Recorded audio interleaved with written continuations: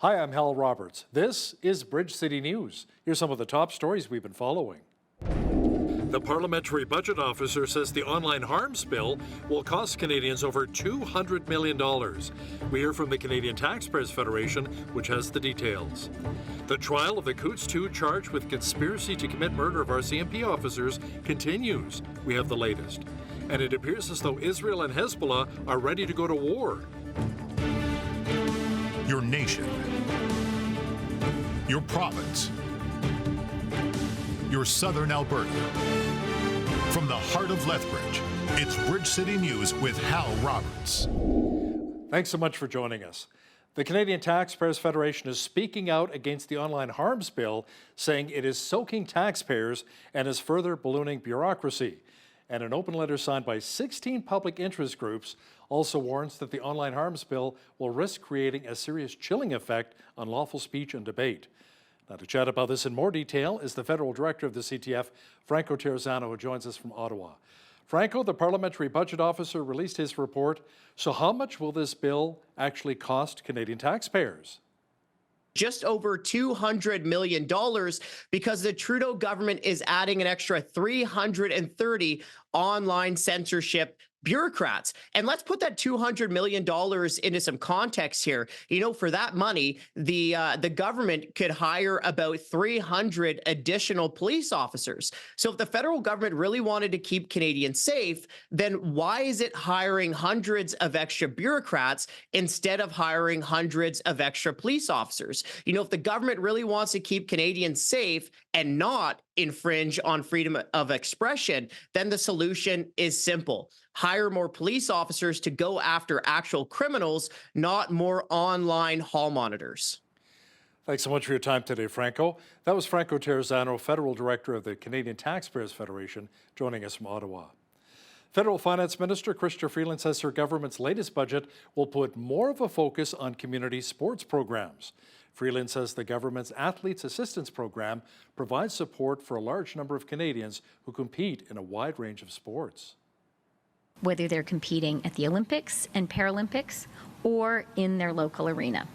Specifically, we're investing $35 million over 5 years and $7 million a year going forward in the Athlete Assistance Program.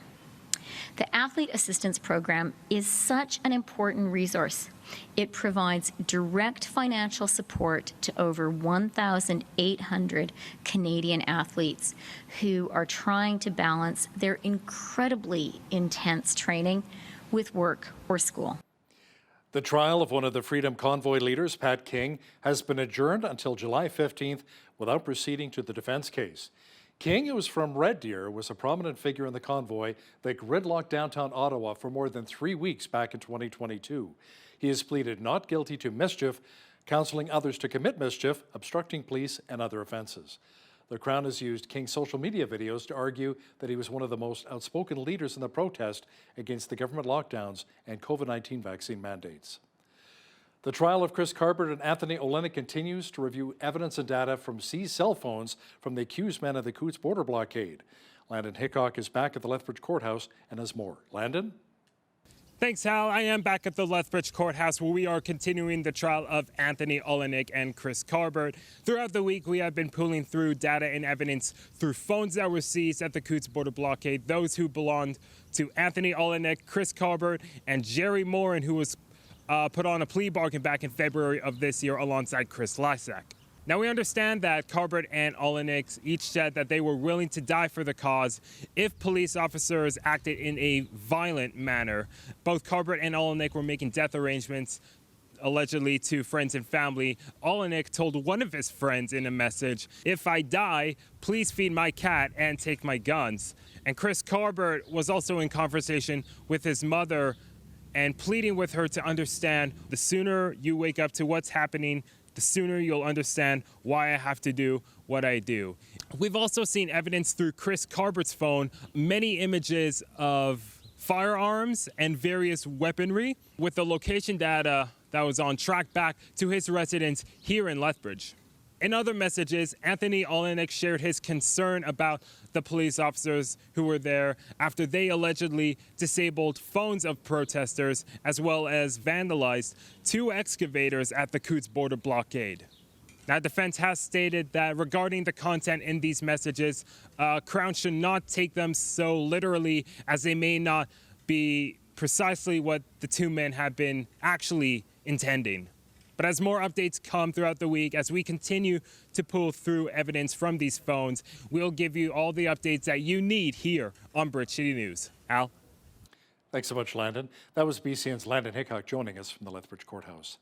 Now, the mother of Chris Carbert says things have been very tough for her son since he's been held for close to 2 years now. Betty Carbert says what's made things extremely difficult is that Chris has not spent very much time with his children. He was a single dad. And so, needless to say, he doesn't get to see his kids like he used to, and he misses them tremendously.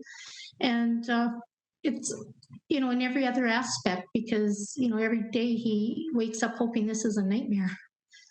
And thinks he's, going to go home, and it never happens. Of course, I can't speak of the information that they supposedly have on the men, but I will say that it seems a little fudged, for a lack of a better word. A 35-year-old man was arrested and charged in connection with a robbery at a local convenience store on June the 18th. Lethbridge police say around 11:30 p.m., a man entered the Circle K along the 2700 block of Mayor McGrath Drive South. Police say the man, Kirk Tim, said he had a weapon, stole a few items, and then fled. Tim faces a charge of robbery. Now, according to Stats Canada, violent crime severity in Lethbridge has increased 64% from 2016 to 2022. A Taekwondo instructor in Calgary is facing charges in connection with accessing, making, and possessing child pornography. Officials with Alert's Internet Child Exploitation Unit said it's alleged that between 2017 and 2018, 39-year-old Bradley Hutchison engaged in sexual online conversations with a 13-year-old he previously met through the martial arts community. Hutchison is an instructor and owner of Hydra Martial Arts located in Calgary. He was arrested at his home on June the 25th with the help of the Calgary Police Service. Police say Hutchison, who also uses the alias Dan Chambers online, may face more charges as a forensic analysis is ongoing. A 55-year-old Lethbridge County man is taken by Stars Air ambulance to hospital following a 2-vehicle crash near Granham. Police say they received a call about the collision involving a semi-truck and a pickup truck around 10 a.m. on Thursday. The crash occurred on Highway 519 between Highway 2 and Highway 23. The driver of the semi was attended by EMS and was released later at the scene. Although still under investigation, early reports say the truck drove over the center line when it collided with the oncoming semi-pickup truck. Highways ministers for Alberta, Saskatchewan, Manitoba met today to strengthen economic corridors between the provinces. It's been a year since they signed a memorandum of understanding to make improvements to their shared transportation system. The provinces say they've been focusing on making sure regulations are the same for each province. Normally, all of the moisture much of Western Canada has been receiving lately has been a welcome sight for our agricultural communities. Due to the consistent cool and wet weather in Saskatchewan, however, crops are falling behind. Some areas have seen significant amounts of rain and even some hail. Government officials say excess moisture in some regions is flooding a number of crops in low-lying areas. It appears as though Israel is on the brink of a war with Hezbollah in Lebanon. According to TBN Israel's Yair Pinto, while targets are eliminated from Hamas and the Palestinian Islamic Jihad, things are heating up to the north of Israel. It is a scene of devastation that is mirrored on the other side of the border in southern Lebanon. Arab media portals have broadcast these scenes from South Lebanon in recent weeks, accompanied by commentary that mostly blames Israel for what's happening. However, the El Manar network, which is affiliated with Hezbollah, showed something else last month during the Muslim holiday of Eid. These videos feature the residents of the villages of southern Lebanon returning to their homes for the holiday, casually walking around the border villages and participating in mass prayers despite the danger. But even in these videos, which try to convey an atmosphere of business as usual, the background of the destroyed buildings cannot be ignored. In recent months, the IDF has been careful to limit attacks on buildings and infrastructure to an area up to 5 kilometers from the border with Israel, which has remained largely abandoned. This dead area was established with an attempt to keep Hezbollah operatives away from the border with Israel, as they shamelessly use civilian homes and infrastructure to cover for their military activities. Daily exchanges of strikes between the Israel Defense Forces and Hezbollah are sparking a number of wildfires which are tearing through forests and farmland. The blazes have consumed thousands of hectares of land in southern Lebanon and in northern Israel. כל נפילה מייצרת לנו שריפה, והשריפה בעצם, כמו שאמרתי, בעצם מסכנת את האתרים האסטרטגיים, היא מסכנת יישובים, יש המון יישובים ברמת הגולן, ובכלל באזורים אחרים, אם זה גזרת ההר, ברכס רמים. The appointment of Jenny Carignan as Canada's new Chief of Defence Staff has made her the first woman to hold down Canada's top military job. Glenn Miller, president of Lethbridge United Services Institute and veteran member of the Royal Canadian Legion, applauded the recent announcement made by Prime Minister Justin Trudeau. When I look at people say the first woman, I said absolutely. And it's great that to have a woman in that position or any position. But I look at it strictly as a lieutenant general being promoted to the Chief of Defence Staff. When I joined back in the early 80s, women weren't even allowed in the combat arms. So to see that time frame evolve to have the top position filled by a woman is great. Shows the inclusiveness and diversity of the Canadian forces. Well, I think it just shows women have been recognized for their ability. She was promoted, no doubt, on her efforts and her ability to command, being a major general, a lieutenant general, and now a general. It just goes to show that women can do anything as much as men. Carignan joined the Canadian military back in 1986. She also led NATO missions in Iraq in 2019 and 2020. She's married and a mother with 4 kids, 2 of whom proudly serve in the Canadian Armed Forces. Officials at Lethbridge County say a by-election will be held for Division 5 on Monday, September the 9th. It's taking place to replace former councillor Eric Van Essen, who resigned from his position and moved out of the region. The nomination period will begin this Friday and will run until August the 12th. Officials say that's the last day a person intending to run for council can file their nomination papers. The successful candidate will serve until the next municipal election, which is coming up in October of next year. The Lethbridge Food Bank rolled out its program, a very special program this week, to ensure the families they serve have access to nutritious food over the summer months. After the Bell is a program which helps fill the gap during the summer months for families that rely heavily on school-based nutrition programs for their children. BCN's Brett Brown has that story. After the Bell is a program offered in partnership with Food Banks Canada. It was launched in 2015 and is expected to distribute over 200,000 food bags across Canada this summer. Lethbridge Food Bank program lead Emily Bilby says After the Bell is an important nutritional resource for families. Parents actually dread this time of year sometimes. Some of our families are really nervous about that extra food requirement that their children need over summer.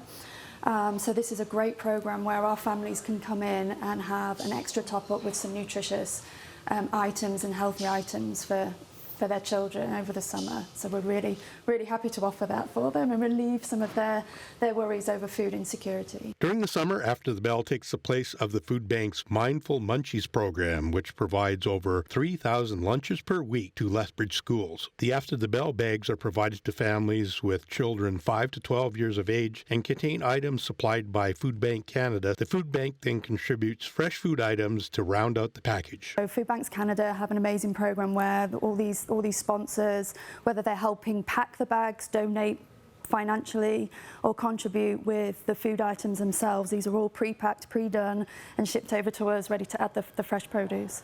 And we're really happy because it actually doesn't cost us as a food bank. Food Banks Canada reimburse us for the produce we're adding. It's an amazingly funded program. The After the Bell program runs until school returns in September. The food bank has enough supplies to distribute 1,400 of the nutrition bags this summer. For Bridge City News, I'm Brett Brown. Folks at the Lethbridge Public Library want to see those in our city read for 200,000 minutes this summer.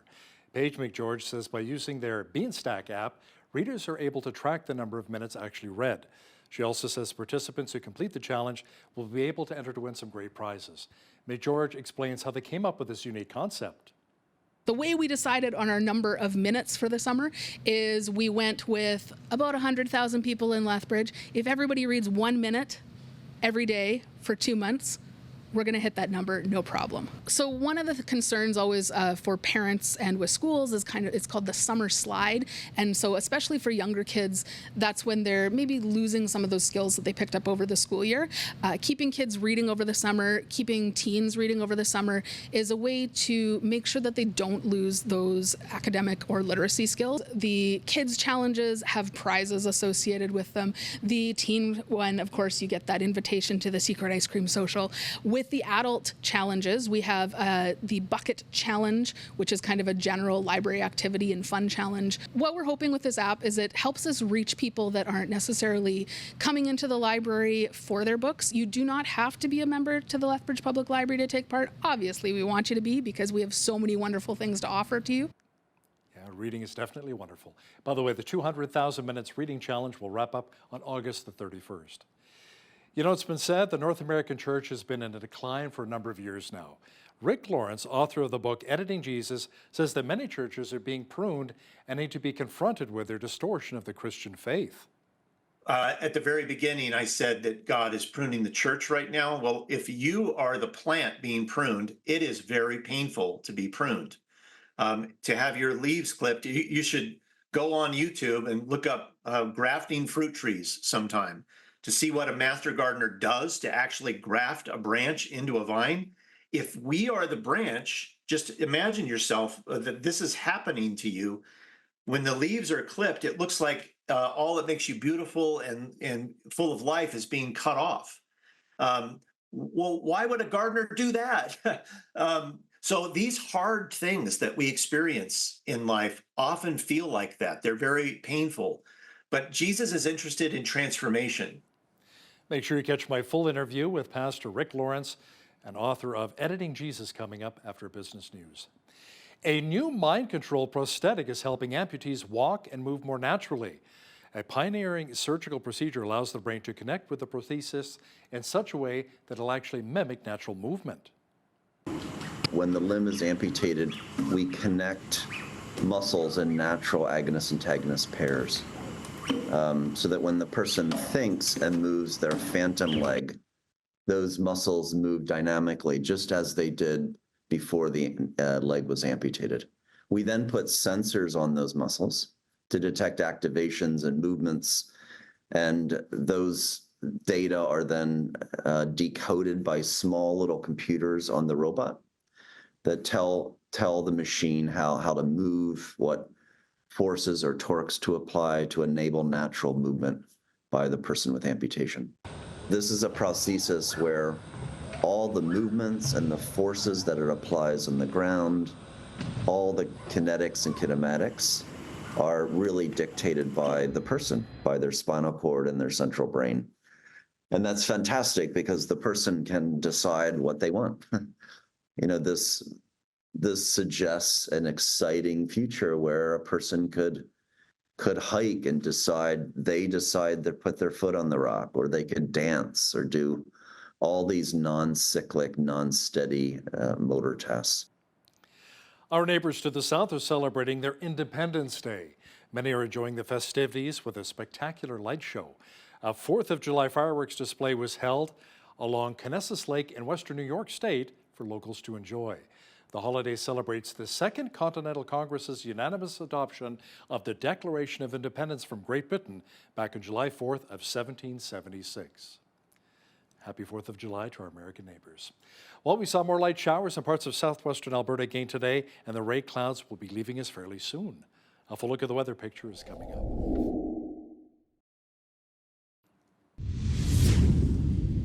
We had clouds mixed with sunshine today and close to our seasonal average. Tonight, there's a risk of a shower developing with a low near 8 degrees. Friday, the clouds should clear out and we should see a balmy high of 25. Slightly cooler on Saturday with a high of 24 degrees expected. The mercury should climb on Sunday, giving us a beautiful high of 28. Lots of sunshine on tap for next week. Expect a clear sky and a high of 31 degrees for both Monday and Tuesday. And look at Wednesday, even hotter with a high near 34 degrees in the forecast. Now, the average high for this time of year is only 24 degrees with an average low of 10. The record high was 28 degrees set back in 2001, and the record low was a cool 2 degrees set back in 1999. The sun rose at 5:31 and will set at 9:41. Let's see how Friday is shaping up across the country now. It's looking pretty sunny on the west coast. Vancouver should see lots of sunshine and a high of 23. Victoria, sunny as well and a high near 25 degrees. Mainly sunny in Edmonton with a high of 25. A clear sky in Calgary with a high near 24. Let's see how the rest of the prairies are shaping up now. Expect clouds and showers with a high of 23 degrees in Regina, mainly clear at 26 degrees for Saskatoon. Partly sunny with a high of 25 in Winnipeg. Now in the central part of the country, expect rain and clouds at 27 in Toronto, showers and 29 degrees in Ottawa, lots of sunshine and 30 degrees expected in Montreal. Over in Atlantic Canada, expect rain at 29 degrees in Fredericton, showers at 24 in Halifax, mainly sunny at 27 in Charlottetown, and in St. John's, expect lots of overcast clouds and rain and a high of 22 degrees on Friday.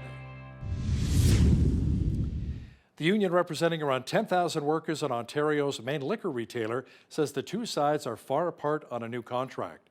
The Ontario Public Service Employees Union expects the bargaining process to continue as it seeks better wages and more full-time jobs for LCBO workers. The LCBO says all locations will close for 14 days if a strike goes ahead on Friday. If the strike continues after that point, the Crown Corporation will open 30 stores 3 days a week with limited hours. Auto sales in June were weak in the midst of widespread software outages after CDK Global was hit with cybersecurity attacks last month. DeRosier Automotive Consultants estimates sales came in at 169,000, which is flat from last year's level. It's also far below industry highs, with June sales exceeding 200,000 units in pre-pandemic years. The number of homes sold in the Greater Vancouver area plunged by more than 19% year over year in June. Greater Vancouver Realtors is reporting a 42% jump in homes listed for sale. That's the highest inventory level since the spring of 2019. The Real Estate Board says buyers still appear to be hesitant, despite sellers remaining keen to list their properties. Recapping one of our top stories, the Canadian Taxpayers Federation is sounding the alarm following a report by the Parliamentary Budget Officer. The PBO says the federal government's online harms bill will cost taxpayers $201 million over the next 5 years. The bill will add around 330 bureaucrats. The federal director of the CTF, Franco Terrazzano, says for the same amount of money, Ottawa should instead hire around 375 police officers to crack down on criminal activity here in the country. There's a Christian author who says some churches are distorting the Christian faith. Watch our interview coming up shortly with Rick Lawrence, family pastor and author of Editing Jesus. We'll have more details for us momentarily. When you see news happening in your community, be sure to send us an email at info@bridgecitynews.ca. Also visit our website anytime to check out a number of stories and interviews. Here's today's Bridge City News Community Calendar. Come and enjoy the 15th season of the Lethbridge Shakespeare Performance Society's Summer Stage as they proudly present William Shakespeare's Twelfth Night. This comedic play revolves around mistaken identities, love triangles, and hilarious predicaments. Performances are free to attend, and donations are gratefully accepted. For locations and showtimes, visit Lethbridge Shakespeare Performance Society's Facebook page. Lethbridge Sport Council's Outdoor Roving Gyms program takes place Tuesdays and Thursdays from 10 to 11 a.m. at rotating locations. This program is for kids ages 5 and under and their caregivers. Come and enjoy an hour of fun and get active. Pre-registration is required to attend. For locations and to register, visit lethbridgesportcouncil.ca/roving gyms. And that's today's Bridge City News Community Calendar.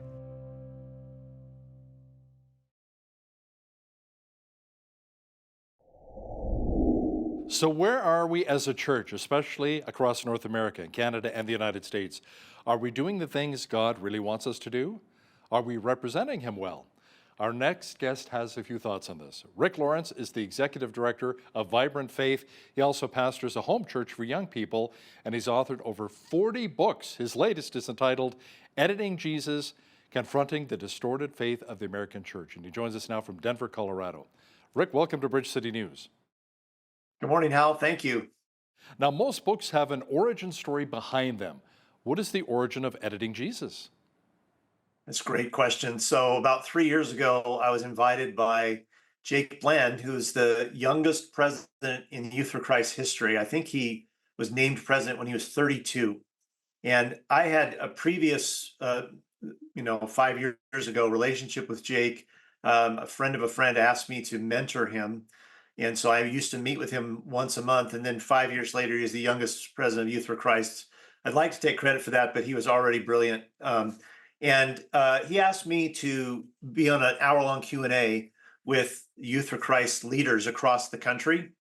And it was a live Q&A with about 400 of his leaders online. And at the very end, he asked me a question I wasn't expecting. He said, Rick, what do you think is the greatest challenge facing the American church today? And I took a beat for a moment, and then I said, editing Jesus. And he said, what do you mean by that? And so I spent 10 minutes describing what I meant by that. And after that call was over, about 5 minutes later, he emailed me and said, okay, my text and email's blowing up because all of these leaders want to know more about what you're talking about. And that started the seed, like, okay, Jesus, is this something you want me to pursue? And now 3 years later, I have a book. So how would you summarize it, actually editing Jesus in society today? Yeah, so the premise of the book is that the much covered decline of the church, which in the book I call it a pruning, not a decline. A decline sounds like we have a problem with our business plan. Actually, God's hands are on the shears of the church all the time. He's always pruning the church, and we're going through a difficult and painful season of pruning right now. Well, why is he pruning the church? That's what the exploration of this book is about. We have shifted our attention, focus, and understanding of Jesus us off. So whenever there's a trajectory that's off, if it starts off small this way, the longer you go, the wider the gap. And the gap between who Jesus really is and who he's being described as in churches, or how we live the Christian life based on following Jesus, the gap is getting wider and wider. And it's showing up in a lot of ways. In this book, I pursue 8 different ways I believe the church has edited Jesus in a significant way, the impact that has, and then contrast that with the way of Jesus that adheres to who he is in his unedited, the unedited Jesus. What does it look like to follow him and live in his ways? Now, many people believe that the North American church has been in decline over the last couple of decades, Rick, particularly among young people today. Why do you think that is? Well, in the book, I can actually read this to you in the introduction, because I lead a group of about a couple of dozen young people in our home for the last 10 years. It's an unusual thing that we do. It's not a normal small group. I call it a home church, but our motto is pursuing the heart of Jesus, not his recipes, which means that we're only interested in pursuing the beauty, wonder, and disruptive presence of Jesus in 1,000 different ways. We are not focused on life application, and there's a reason for that. Jesus said that the way to transformation is a branch abiding in the vine. To abide in him who is the vine, it's not a should, it's an invitation. So how are we coming to know the true heart of Jesus? When that happens, you're magnetically drawn to him or you're repelled by him. But the young people, I asked the young people in our group why they were so disaffected with church, because that comes up often in our group. And in the introduction to the book, I list some of the things that they blurted out about why they're not enamored of today's church. And let me just read you a couple of things from what I put in the book. What they're saying is the church doesn't reflect the heart of Jesus. It's rules-based, not relationally based. There's a big disconnect between what the church values and what Jesus values. Skipping down in this list of things that they said, they at the end, they said, the world is watching the church more than the church thinks it is, and it's teaching things that aren't about Jesus. They're more like TED Talks. We don't want self-help. We want Jesus. I think what they're saying is prophetic, because in the book I talk about what is most often the framework that people hear in a sermon or in the discipleship formation at church, and it's some version of try harder to be better, or another way of saying it is understand the biblical principle and apply it to your life. It's we wouldn't like to think of it this way, but these young people are right. I think it is a version of self-help that isn't the way Jesus transformed people or engaged them. So, Rick, let's talk about engaging. How can we get more young people engaged? Some of the churches I've attended to in the past, there's the worship for a little bit, maybe 15, 20 minutes, then a 30 to 45-minute message, and then a little bit of worship at the end. Some of the young people I've chatted with say they're bored and they feel disengaged. How can we get them more excited about worshiping Jesus and attending church once again? Right. Well, if you think about what you just said, the way to translate that from a young person's point of view is disrespect. The church doesn't respect me enough to engage me, in a significant way. So in the group that I lead, and I train other ministry leaders on how to lead in the way that I lead this group, it's highly interactive and conversational. It's experiential, and we use a methodology I call co-discovery. It's where everyone in the room is discovering together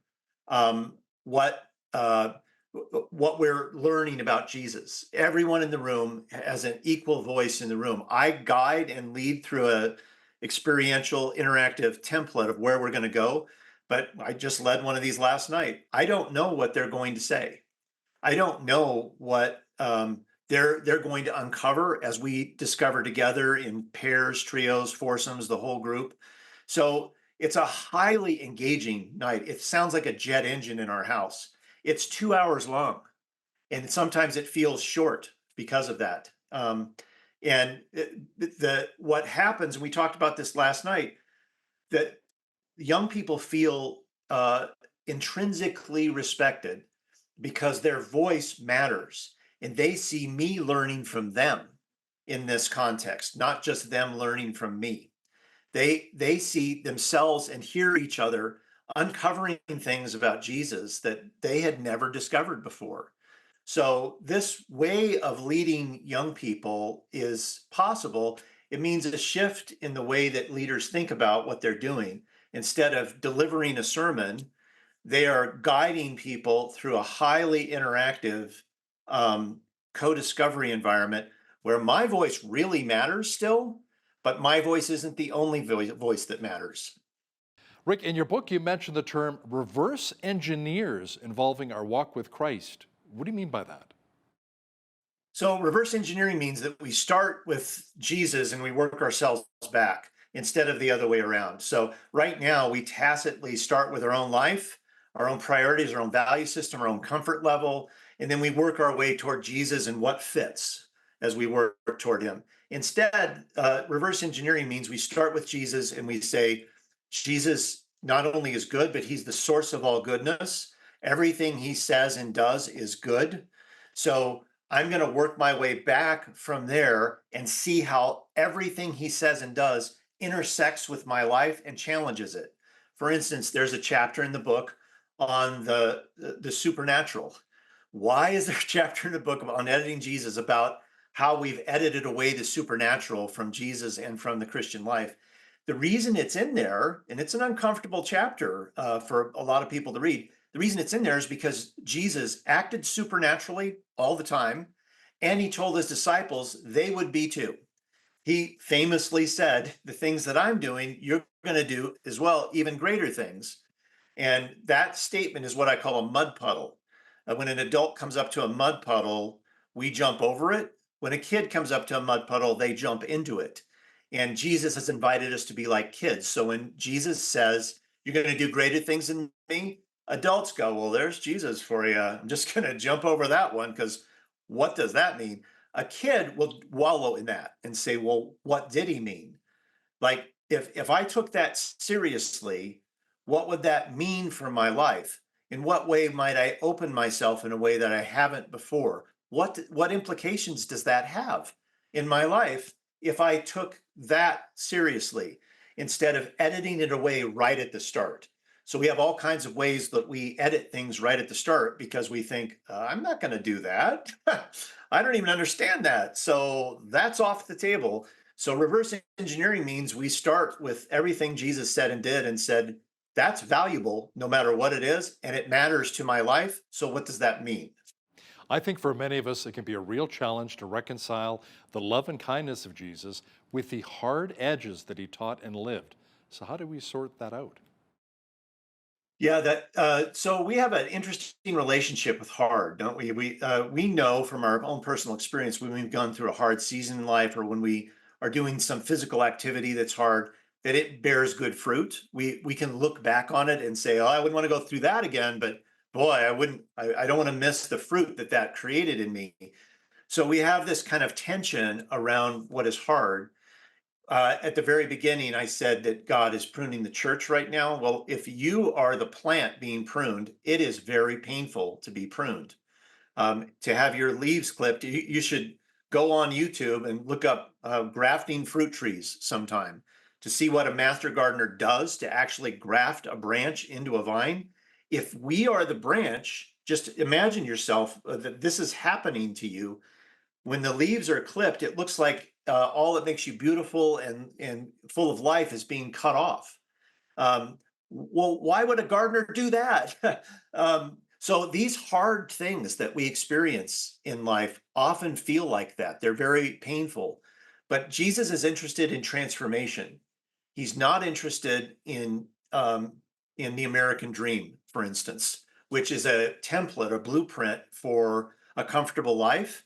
Jesus is interested in our transformation, and it is a major job because he can't unilaterally do this in us. It all comes by invitation, so he has to woo us into our transformation, and he does that in the midst of the hard things that we experience. So, Rick, in our transformation, should we become justice warriors on behalf of the church? Is it our responsibility to fight the injustices in the world? Well, it's an interesting word, responsibility. So if you love someone, like here's an example I use a lot with my wife. My wife loves warm water. She does not drink cold water ever, not even in the summer. So when I'm putting dinner on the table and filling water glasses, if I forget to put her glass of water in the microwave for 1 minute and just put it on the table, I'm not just ignoring what she's asked me to do. I'm also ignoring her heart and my love for her. I know that she loves warm water. If I don't serve her that, I'm forgetting her in that moment. That's how she receives it. And so our responsibility is really more the fruit of our intimate love relationship with him. There are many, many things that we do that look like obedience, and they are obedience, but they're really the fruit of a generative relationship with him, which becomes like breathing for us eventually. We don't even think about some of the obedient decisions we're making because they're just expressions of how much we love him, just in the same way I express those things in my marriage. Now, Rick, can you give us an overview of the 8 ways the Western Church is really editing Jesus and why you chose them? Yeah, so here, good overview. So the first chapter is called The Commingling of Kingdoms. It's really the kind of the low-hanging fruit in the book. It's the most obvious way in which we've edited Jesus today. Our approach to power in the Christian world in America is very different than the approach Jesus takes to power. How he engages power and how he expresses power is very different than how we express it. And in every case, Jesus resisted and deconstructed and undermined approaches to power that were intended to build political strength or insurrectionist momentum towards something. He cut it off. So it's an exploration of, well, if we're following Jesus, it means that we're also adopting his patterns for how to engage and express power. So what does that look like? There's another chapter I've already mentioned called The Problem with Principles, which really goes after our primary way that we have adopted for trying to help people find transformation, which is understand the principle and then apply it to your life. And so I deconstruct that and spotlight how Jesus said we're transformed. There's a chapter on materialism and how it's threaded its way into our gospel. There's a chapter on how we've marginalized the poor. We've adopted sort of an Old Testament, tacitly adopted an Old Testament view of the poor, which means that if you're poor for a reason. God, you're out of favor with God. You have responsibility for your poverty ultimately. And that is an Old Testament view of the poor that Jesus came to shatter. And yet in the church, in the American church today, we have the tacit examples of that very attitude. There's another chapter on platforming, meaning that we live in a culture that says in order for you to be significant and influential, you have to build your platform, whether that's you're an average person on social media, or whether you're an author like me, or an artist, or a newscaster, that you have to build your following in order to have influence and power. And that is diametrically opposed to the way of Jesus. So there's a chapter on that. There's a chapter like what you just mentioned on justice and how justice is at the center of God's heart. So if we love God and are expressing his life in our life, we will certainly be involved in advocating for justice. Not because we're supposed to, but because we have the heart of Jesus in us. And justice is central to the movement and mission of God throughout the Old and New Testaments. Rick Lawrence is the author of Editing Jesus, Confronting the Distorted Faith of the American Church. Rick, thanks so much for joining us today from Denver, Colorado. Thank you so much, Hal.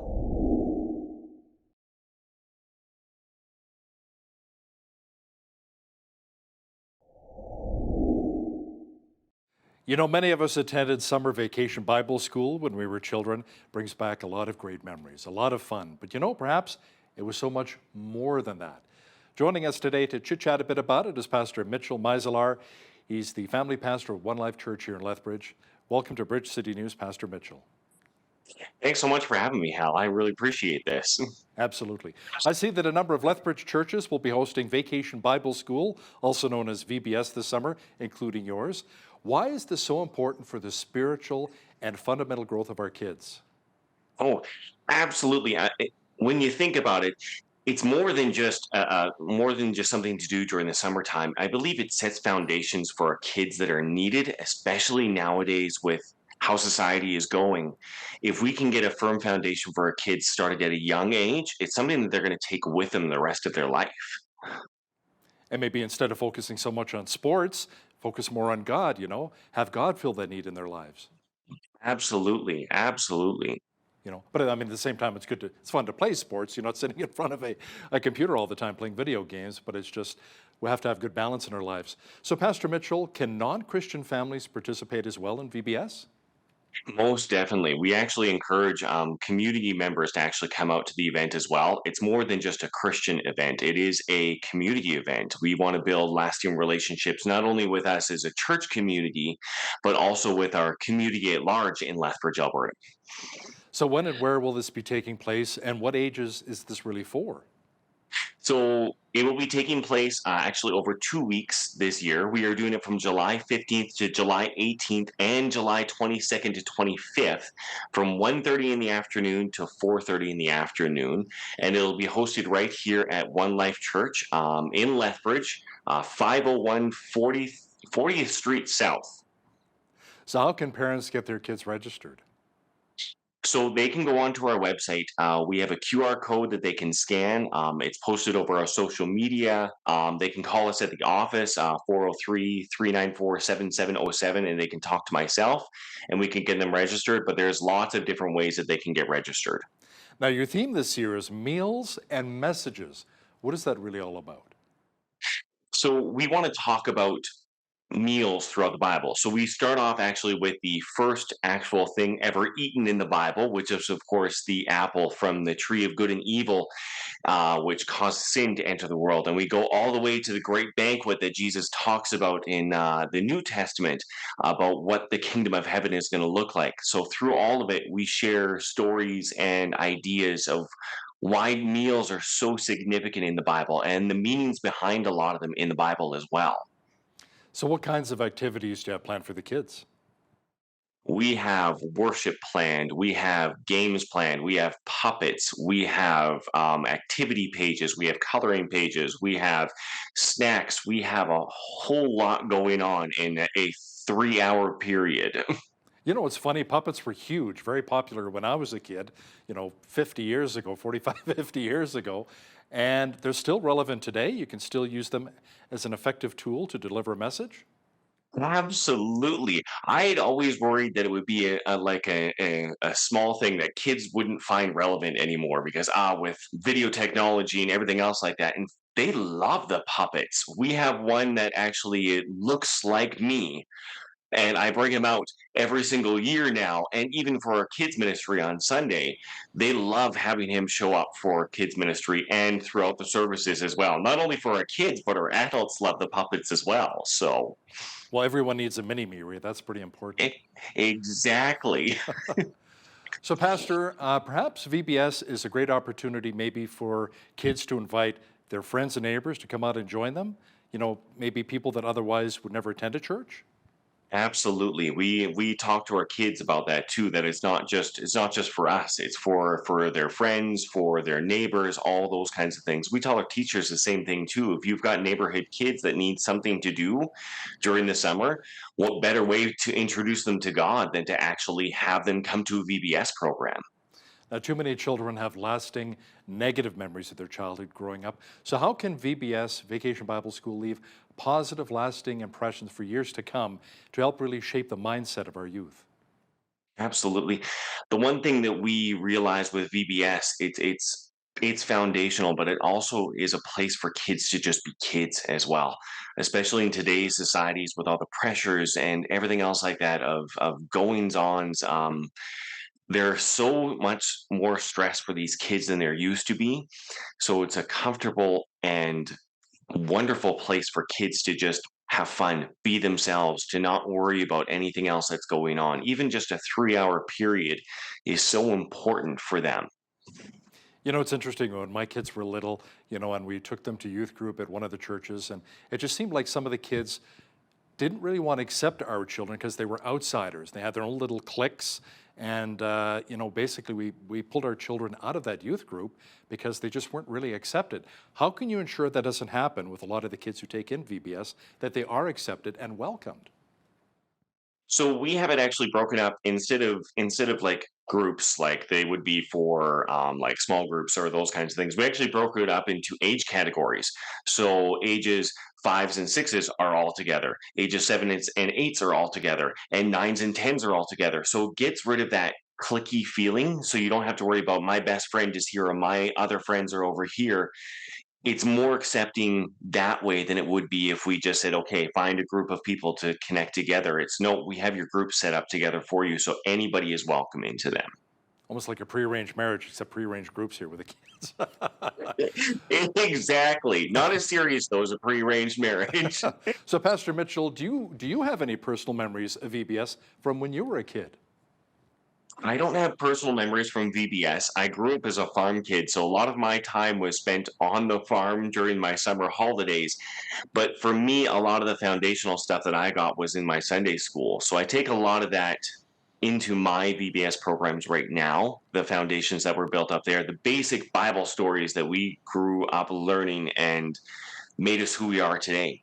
So I may not have attended VBS, but I use a lot of those same concepts that I learned in Sunday school years ago and actually use them for VBS now.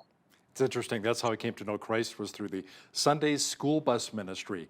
I was growing up in Calgary, First Church of the Nazarene downtown, sent out these Sunday school buses to different parts of Calgary. I was in the far southeast, about an hour away from downtown. They knocked on the door, and my father answered the door. He wasn't a believer at the time. I was 7 years old. Hey, do you have a son or daughter who'd like to come join us in Sunday school? I asked Dad, can I go? And he's like, sure, why not? And that's how I came to know Christ, through the Sunday school bus ministry. So it had an amazing impact on my life as well.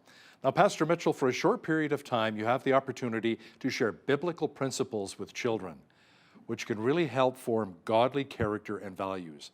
Let's talk about the importance of that.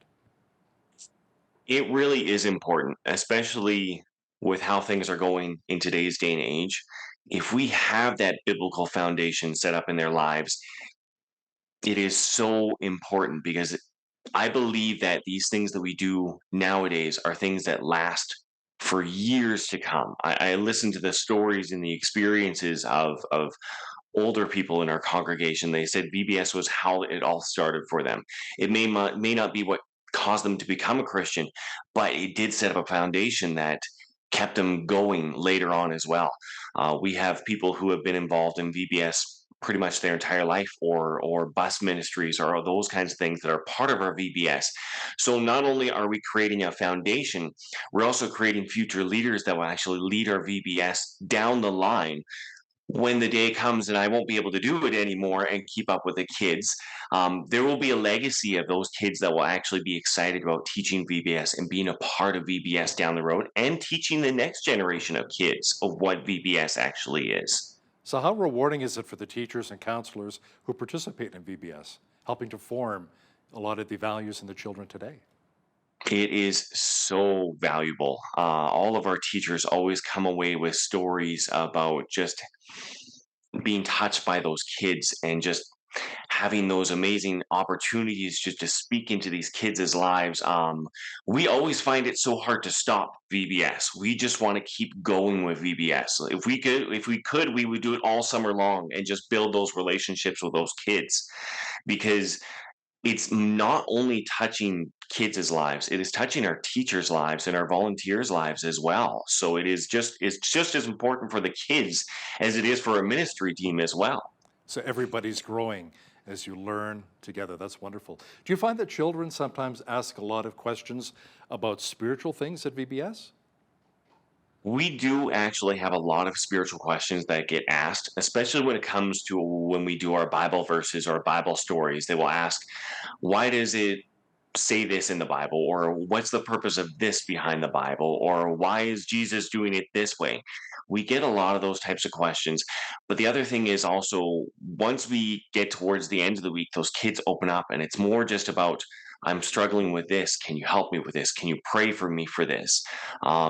It's not just biblical principles, it's also them just opening up to us as in general about who they are as well.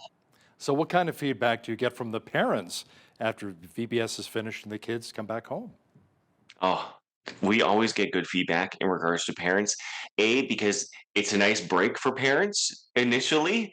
That's normally how it starts off is, okay, I have somewhere for my kid to go for the afternoon, so I can go and get X, Y, Z done at home. But then when the kid comes home and they start to tell them all of the stories and the things that they've learned, they come back and they say, you know what, we really appreciate just what it is that you're teaching our kid, or you know what, just spending some time with our kid, because it's so important that they're not getting it somewhere else. It's a good place and a healthy environment for them to be in. So when that seed is planted early on with a lot of our youth, do you find sometimes through VBS that our children reach out to their friends or maybe their brothers and sisters, inviting them to VBS the following year? Absolutely, and we're in the process of looking at all of our numbers for this year, and we're expecting to have more kids for a VBS program than we did previous years. So that just goes to show you that they're inviting their friends and neighbors and those kinds of things. And not only that, our kids ministry and our youth ministry have grown because of the relationships that have been built up in our VBS program as well. Have you heard of kids inviting their parents to maybe take them to church after attending VBS? So this can be beneficial for the parents as well? Absolutely. We have heard time and time again, if you get the kid, chances are you can probably get the parent as well, because the kid enjoys it so much that they want mom and dad to come and see what it is that they're doing. Or not only that, the kids want to come back to Sunday school or VBS, so they will drag mom and dad just so that they can be there for it.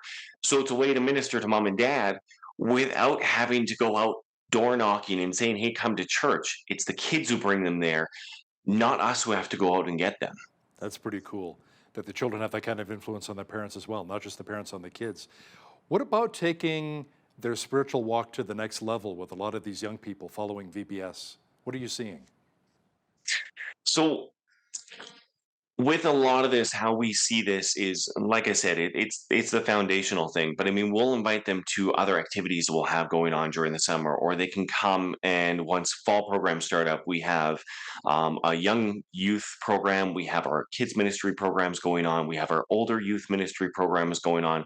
We try and have an all-encompassing ministry for all ages, and we try and get them plugged in that way. If they can't make it, we try and plug them into other different church communities that are might be closer to them that they would feel comfortable going to, so we don't have to worry about transportation or anything else like that. It's not just our philosophy is that it's not just a One Life Church thing.